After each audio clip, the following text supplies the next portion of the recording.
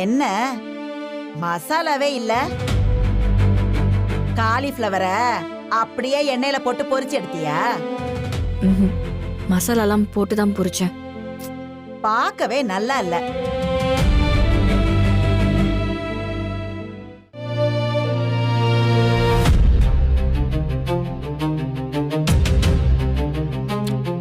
என்ன குழம்பு இது? பருப்புருண்டை குழம்பு மாமா. அதெல்லாம் தெரியுது.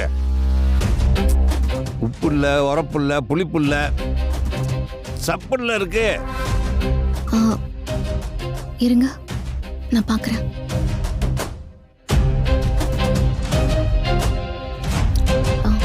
எல்லாமே கரெக்டா இருக்கே.